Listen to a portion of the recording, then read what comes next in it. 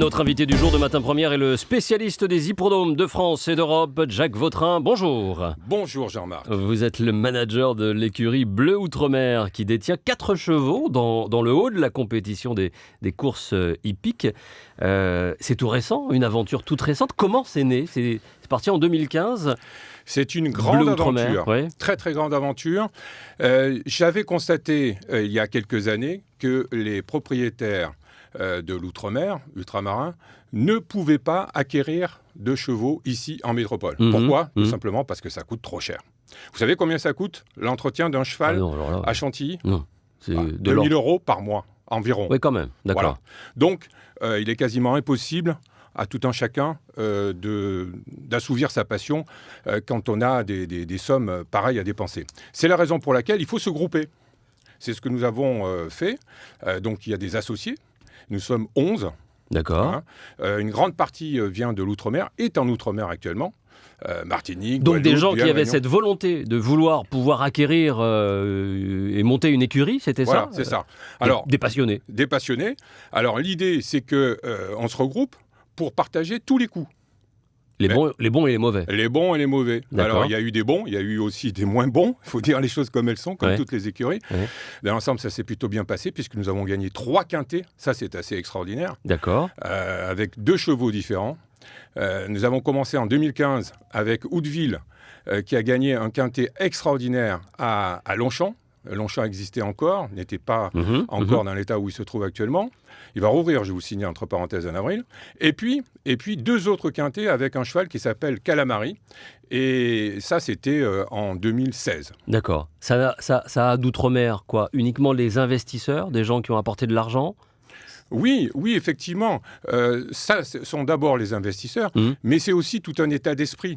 C'est-à-dire que nous travaillons, nous œuvrons aussi pour l'Outre-mer. C'est-à-dire que nous sommes complètement partie prenante dans l'Outre-mer. Je vous donne un exemple.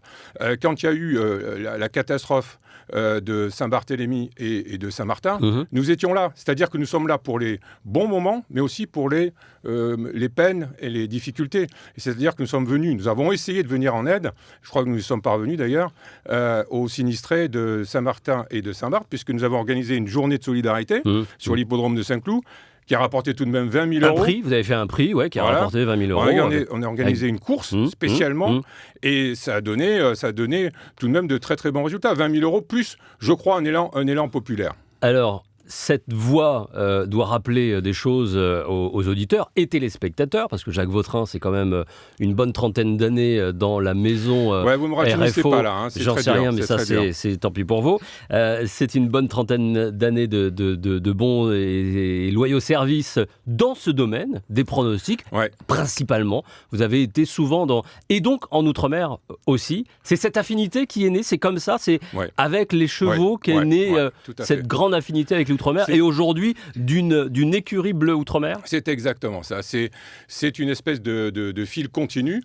J'ai commencé ma carrière en Outre-mer parce que j'ai adoré l'Outre-mer. J'ai fait mon service militaire à La Réunion. C'est une histoire bien connue, en tout cas de mes amis.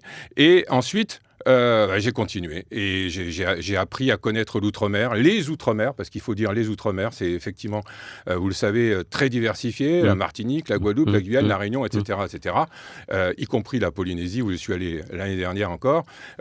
Vraiment, j'ai eu un coup de foudre pour les Outre-mer et j'ai continué. Et c'est la raison pour laquelle je me suis investi pour l'Outre-mer avec cette écurie qui, pour moi, est très importante parce qu'elle concrétise un petit peu tout ce que j'avais fait avant. Si vous voulez, c'est un petit peu la cerise sur le gâteau, si j'ose dire. C'est les Outre-mer et la passion des chevaux, projet né en 2015, aujourd'hui. C'est quelque chose aujourd'hui, un bilan positif en 3 ans, c'est jeune encore, à peine 3 ans d'ailleurs, c'est un bilan positif. C'est un bilan très... Une aventure positive au moins. Écoutez, l'aventure est très positive, humainement parlant c'est formidable. Je vous ai dit que nos actionnaires se trouvaient en Outre-mer, je ne sais pas s'ils nous écoutent actuellement, peut-être que oui. Martinique, nous avons un chirurgien en Martinique, je vous donne pas leur nom, mais je vous donne quand même un petit peu l'idée. Nous avons des agriculteurs en Guyane, c'est extraordinaire. Nous avons des chefs d'entreprise en Guadeloupe. Et puis, ici, en métropole aussi, 2-3 personnes qui sont dans des milieux très différents des courses et qui sont tous des passionnés et qui vivent tous donc à travers cette écurie. C'est-à-dire que pour ceux qui se trouvent en Outre-mer, le seul moyen effectivement de vivre leur passion, c'est quoi ? C'est la télé, évidemment, la radio, éventuellement. Accessoirement, non, mais pourquoi pas ? Et puis le site que nous avons, entre parenthèses, c'est www.écuriebleuoutremer.com. Et grâce à ce site, eh bien, ils ont toutes les informations concernant leurs chevaux. Il y a une véritable passion également en Outre-mer pour ce milieu des courses de chevaux. Depuis toujours. Oui. Depuis toujours. À quoi c'est dû, ça, selon vous ? Parce que c'est... Bon, je sais pas, il pourrait y avoir... Alors, je vais vous livrer une petite confidence. J'ai beaucoup cherché, parce que ça m'a toujours intrigué. Alors, il y a plusieurs hypothèses, mais je crois que une fois de plus, on va dire que tout cela est lié à la période de la colonisation. Oui. Ah oui, une fois de plus. Pourquoi ? Parce que c'est ce que l'on m'a expliqué. Maintenant, je ne suis pas sûr de ça. Bien sûr, quand les colons sont arrivés à une époque, on ne va pas refaire l'histoire, il y avait cette idée de chevaux, évidemment, qu'ils avaient plus ou moins vécu ici, enfin en métropole, et ils ont essayé de le reproduire en Outre-mer, et notamment par exemple en Martinique, c'est très très visible. Et alors ce qui est extraordinaire, c'est que ça a été diffusé sur l'ensemble de l'Outre-mer. Je reviens de Polynésie, je vous l'ai dit l'été dernier, les chevaux, il y en a partout également. Et je crois que ça vient effectivement de cette période. Et puis il faut dire aussi une chose, il n'y a pas que ça, il y a aussi le fait qu'il y a une vraie passion des ultramarins pour les chevaux. Oui, voilà, d'accord. Mais pourquoi et pourquoi dans le pari ? Pourquoi dans les courses hippiques ? Apparemment, c'est alors comme là, ça. Ça c'est plus facile. C'est quoi ? Là, c'est plus facile. Rapidement. C'est parce qu'avec le pari, on peut gagner gros. Oui, d'accord. Voilà, tout simplement. Qu'en est-il des courses justement en Outre-mer ? Il y a des hippodromes, il y a des courses organisées, il y a des choses bien en place. Je sais qu'il y a certaines courses qui sont retransmises où des parieurs de l'Hexagone peuvent parier sur des hippodromes en Martinique ou en Guadeloupe. C'est assez récent, c'est en Martinique, ce qu'on appelle les courses premium, effectivement. On peut parier, ça a été le cas il y a quelques jours, avec le Grand Prix de la Martinique, sur les courses en Martinique. Et maintenant, ça va être le cas d'ailleurs d'ici très peu de temps, en Guadeloupe. Alors ça, c'est très intéressant parce que effectivement, ici, on peut se rendre compte de ce qui se passe dans ce monde hippique ultramarin, et on se rend compte que ça bouge beaucoup, on se rend compte que ça évolue énormément et que des progrès ont été réalisés depuis un certain nombre d'années. Il n'y a pas que les parieurs qui ont évolué, il y a aussi les structures, c'est-à-dire l'organisation, les jockeys, voilà, tout ça. Il y a un staff maintenant qui se... Les parieurs ont appris à mieux jouer, mais autour de ça, il y a aussi effectivement une organisation qui est beaucoup plus structurée, et franchement, les courses se sont bien développées depuis quelques années. En Martinique, principalement en Guadeloupe, en train de se faire. Un petit peu moins. À La Réunion, c'est des projets À La Réunion, c'est un énorme problème. J'en ai parlé des milliers de fois. D'accord. Bon. L'hippodrome ne se fait pas. Bon, est-ce que vous y courez ? Est-ce que vos chevaux participent à ces courses ? C'est arrivé, mais malheureusement, on n'a pas eu trop de chance. Ah bon ? Ah, donc ils sont bons, les chevaux et les jockeys des Antilles pour l'instant. Ils sont à un bon niveau en métropole, on va dire. Quel impact ont ces courses départementales, là, martinico et guadeloupéennes? Ici, ça joue, les gens parient, les gens s'y intéressent. Faut pas se raconter d'histoire. Les courses martiniquaises, comme vous dites, et guadeloupéennes, n'intéressent les parieurs que lorsqu'effectivement elles sont retransmises et qu'ils peuvent jouer. Sinon, ils ne la connaissent pas. Cela dit, c'est pas du tout pour me vanter ou pour nous envoyer des fleurs. Depuis que l'écurie Bleu Outre-mer existe, on connaît davantage les courses ultramarines. Et ça, je suis très fier de ça. Vous êtes depuis peu devenu le pronostiqueur de la radio, justement, et vous l'aviez déjà été. Quelles sont les statistiques de réussite, de pronostic de Jacques Vautrin? Ça peut représenter quoi? Ah bah si, il y a quand même... C'est très compliqué, Non mais entre ce que vous faisiez personnellement jusqu'à présent et ce que vous faites là, alors c'est tout récent, quel est le pourcentage de... Il n'y a pas vraiment de pourcentage, je vais vous dire pourquoi. En toute humilité. Non, mais il n'y a pas vraiment de pourcentage. Ce que je peux vous dire, c'est que... Je vais vous donner une piste quand même. C'est qu'il y a deux manières de faire des pronostics. Enfin, il y en a 50. Mais en tout cas, je considère qu'il y en a deux grandes. Ouais. Premièrement, vous choisissez de faire un pronostic, je dirais, classique. Ce que j'appelle classique, c'est-à-dire que vous avez les chevaux qui sont donnés par la presse et puis vous ajoutez 1 ou 2 chevaux, etc. D'accord, Ça, okay. c'est de manière classique. Ouais. Deuxièmement, vous avez une autre façon de travailler, c'est-à-dire que vous travaillez un peu à l'intuition.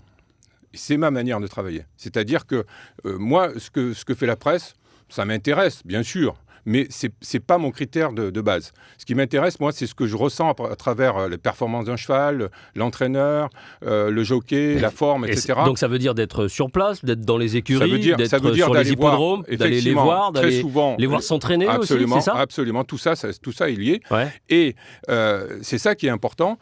Alors, effectivement, avec la première formule, on touche peut-être davantage de quintet qu'avec la seconde. D'accord. C'est-à-dire que on rejoint l'histoire des statistiques. Avec la première façon de travailler, de pronostiquer, on va toucher beaucoup plus de quintés. Mais ils seront beaucoup plus petits, si j'ose dire, qu'avec la seconde. C'est-à-dire parce qu'ils sont tellement sûrs, ils sont tellement certains. Exactement. Et ce matin, j'ai entendu dans votre chronique que vous disiez que vous aviez donné le quintet. Oui. Bon, en 4 jours.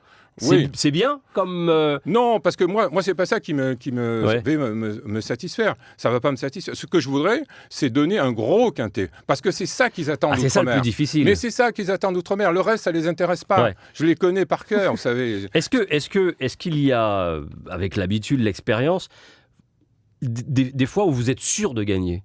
Vous placez, vous gagnez. Oui. Ça, vous pouvez en être sûr. Oui. On ne peut jamais être sûr. On peut jamais être sûr à 100%, mais à 98%, oui. Ça arrive. Ça arrive, ouais. C'est pas trop compliqué de jouer maintenant au tiercé, quarté, ça a toujours été les compliqué. Formules et tout ça. C'est, pour quelqu'un qui ne s'y connaît pas, ça a toujours été très compliqué. Et moi, je dois vous reconnaître que je ne suis pas un joueur au sens où j'aime pas ces combinaisons très élargies, très compliquées, ces champs réduits. De placer je le fais parce que bon, etc.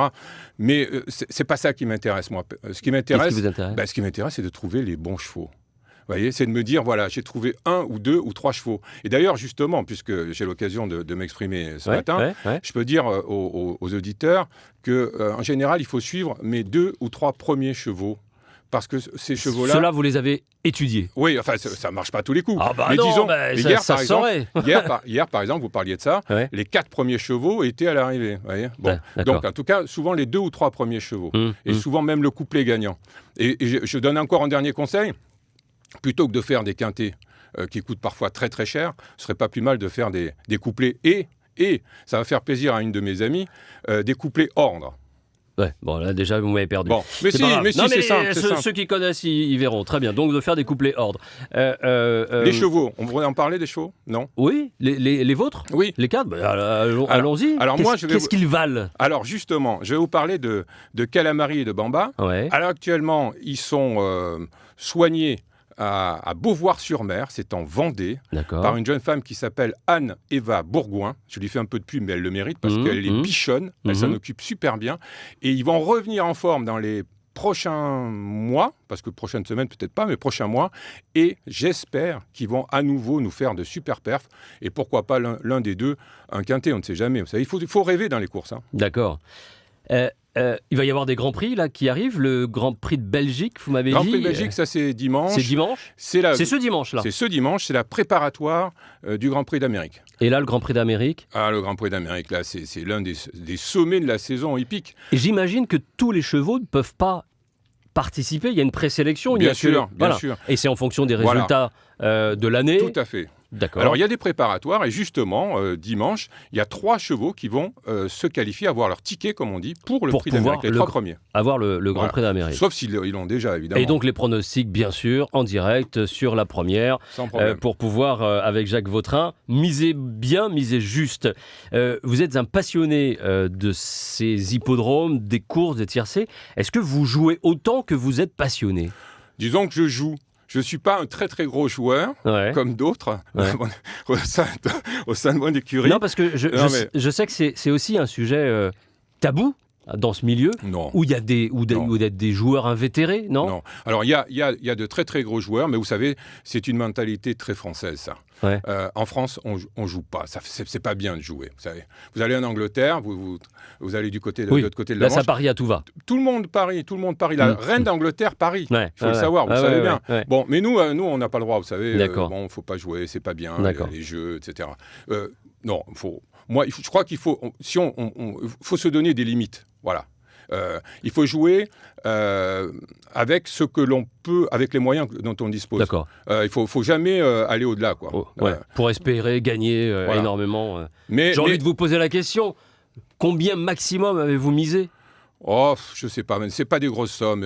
Maxi, allez, peut-être un coup de folie, ça a été... peut-être 80, 100 euros, quoi. Ah ouais, d'accord. Ouais. Et combien avez-vous gagné? Et c'est là que c'est intéressant, au maximum. Je sais pas, 700, 800, mais 900 euros, pas plus, ouais. D'accord, très bien. 700, je crois, merci en tout cas, Jacques Vautrin, d'être venu. Et puis, bonne chance pour les pronostics. Déjà un premier quintet en une petite semaine. Mais on va faire mieux. Nos auditeurs l'espèrent, en tout cas. Et puis, bonne chance pour la suite. Bonne chance pour ces chevaux de l'écurie Bleu Outre-mer également, que l'on va surveiller dorénavant de près. Merci à vous. Merci beaucoup.